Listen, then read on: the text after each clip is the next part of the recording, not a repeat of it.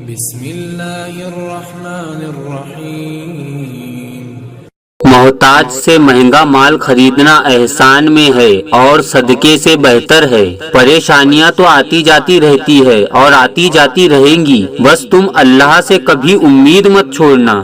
اے خدا، کیا عبادت بخشی ہے تو نے روزے میں، شکر بھی، صبر بھی، فکر بھی، نعمت بھی اور رحمت بھی۔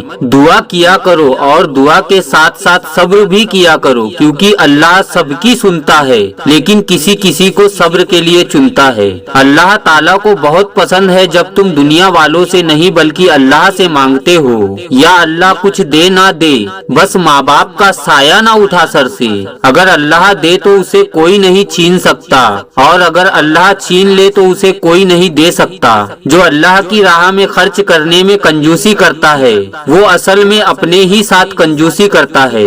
رسول اللہ صلی اللہ تعالی علیہ وسلم نے فرمایا، جب کسی کو حلال رزق کا کوئی ذریعہ مل جائے تو خوشی سے اسے اختیار کر لے، پھر چاہے وہ کم ہی کیوں نہ ہو۔ صبر کی دو ہی صورتیں ہیں، ایک وہ جو ناپسند ہو اس کو برداشت کرو، اور دوسرا جو پسند ہو اس کا انتظار کرو۔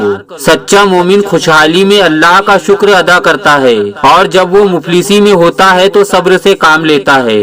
جب بھی کسی کو کوئی دعا دو تو اچھی اور دل سے دو، کیونکہ وہ دعا سب سے پہلے آپ کے حق میں قبول ہوتی ہے۔ کبھی آپ نے نوٹس کیا ہے کہ قرآن شریف پڑھتے وقت اگر کوئی غلطی ہو جائے تو زبان آگے نہیں بڑھتی جب تک کہ وہ غلطی درست نہ ہو جائے۔ صبر وہ سواری ہے جو اپنے سوار کو کبھی گرنے نہیں دیتی، نہ کسی کے قدموں میں نہ ہی کسی کی نظروں میں۔ میری لاکھ برائیوں کو جانتے ہوئے بھی مجھ سے بے انتہا محبت کرنے والا صرف میرا رب ہے۔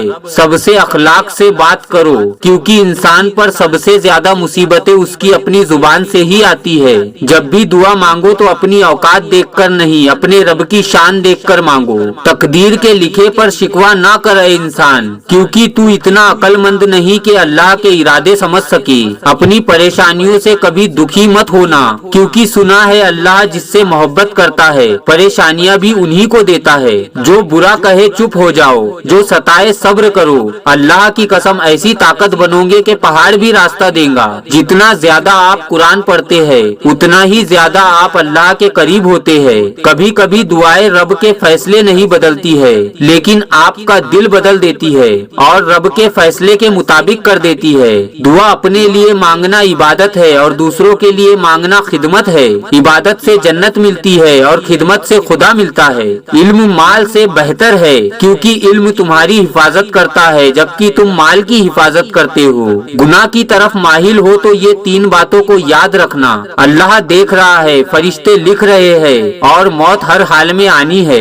کامیاب زندگی یہ نہیں کہ آپ کتنے خوش ہیں، بلکہ کامیاب زندگی یہ ہے کہ آپ کا پروردگار آپ سے کتنا خوش ہے۔ آنسو بھی ایک عبادت ہے، وہ اللہ تک پہنچ جاتے ہیں جبکہ ہم بول نہیں سکتے۔ اللہ فرماتا ہے کہ کسی کو تکلیف دے کر مجھ سے اپنی خوشیوں کی دعا مت کرنا، لیکن کسی کو ایک پل کی خوشی دیتے ہو تو اپنی تکلیف کی فکر مت کرنا۔ ماں کے پاس جا کر بیٹھ جایا کرو، کیونکہ ماں کے پاس گزارا ہوا وقت قیامت کے دن نجات کا باعث بن جائے گا۔ قرآن کی خوبی یہ ہے کہ آپ اس کا فرمان نہیں بدل سکتے، لیکن قرآن کا فرمان آپ کو بدل سکتا ہے۔